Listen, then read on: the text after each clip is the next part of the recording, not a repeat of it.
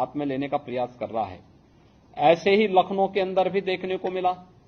लखनऊ में एक मॉल खुला है, वह मॉल अपने व्यावसायिक प्रतिष्ठान को लेकर काम कर रहा है और उसको लेकर के राजनीति का अड्डा बनाना, अनावश्यक बयानबाजी जारी करना और उसके नाम पर फिर सड़कों पर प्रदर्शन करके लोगों के आवागमन को बाधित करना और बार बार लखनऊ के प्रशासन से कहा गया सबके बावजूद भी अराजकता पैदा करने और सांप्रदायिक विद्वेष की स्थिति पैदा करने का जो कुत्सित प्रयास हो रहा है, यहां पे लखनऊ प्रशासन को बहुत गंभीरता से इसको लेना चाहिए। इस प्रकार की किसी भी शरारत को स्वीकार नहीं करना चाहिए। सख्ती से ऐसे तत्वों से निपटना चाहिए जो अनावश्यक मामलों को बढ़ावा देकर के माहौल खराब करने का प्रयास करते हैं। बहुत सारे माध्यम हैं, अगर किसी को सूचना लेनी है वे सूचनाएं उन लोगों से जाके ले सकते हैं, लेकिन कोई हस्तक्षेप करके आवागमन को बाधित करेगा।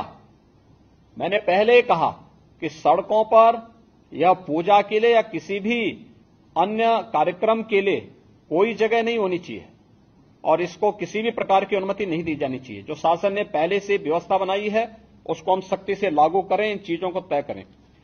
दूसरा, कावड़ इस सावन के महीने में अलग अलग जगह अलग अलग प्रकार के कार्यक्रम होंगे। कहीं जलाभिषेक के कार्यक्रम होंगे, कहीं पे यात्राएं निकलेंगी, कहीं सावन मेले के कार्यक्रम होंगे, कहीं पर अन्य बड़े कार्यक्रम होंगे। हम इस बात को ध्यान में रखेंगे कि सुरक्षा और सतर्कता के बारे में देखिए, जिस प्रकार के अलर्ट आ रहे हैं उनको ध्यान में रखते हुए कोई भी शरारती तत्व माहौल खराब करने के लिए किसी भी कावड़ यात्री पे हमला कर सकता है। रात्रि में विश्राम कर रहे हैं उस समय उन पर हमला किया जा सकता है, कोई अन्य घटना घटित हो सकती है। इसलिए जहां भी उनका रात्रि विश्राम हो उसके आसपास का सुरक्षा का वातावरण बेहतरीन होना चाहिए।